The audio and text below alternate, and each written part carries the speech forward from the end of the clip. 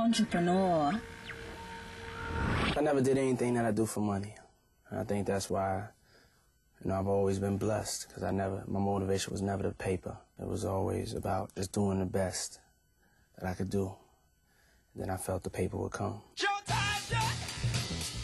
ready to go? Sean John is like a phenomenon, but it's real. It's been in existence, I think, we're going on like 7 years now. I just didn't see anything out there in the marketplace that really spoke our language.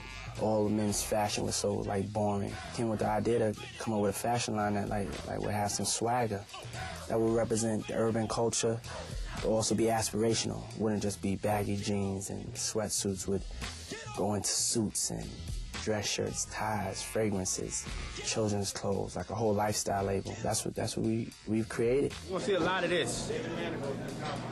We're gonna bring that back. #1 young men's line in the department stores.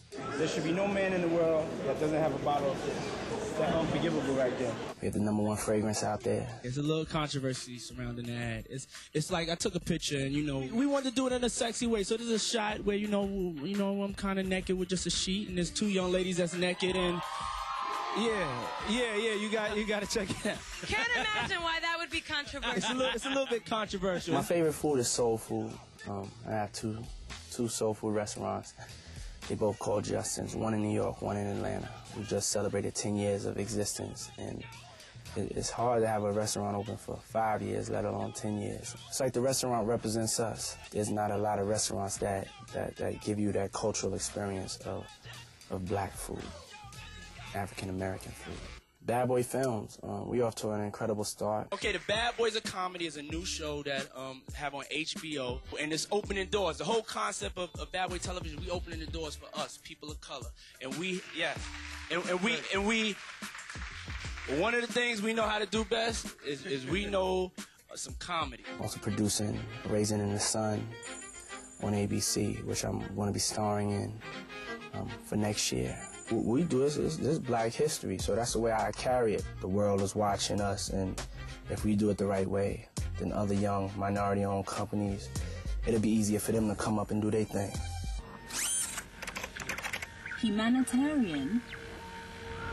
On the 2004 election, I knew that even myself, I wasn't really an engaged voter. I think, especially in the hood, especially being black, we ain't voting. We ain't even paying attention to it.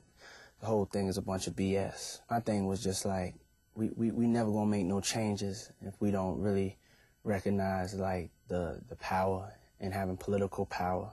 If you don't know, if you've been sleeping under a rock or something and you don't know, today's the big day. It's Election Day, November 2nd, 2004. We, over 40 million youth and minority voters, are going to decide which one of their butts is the next president of the United States.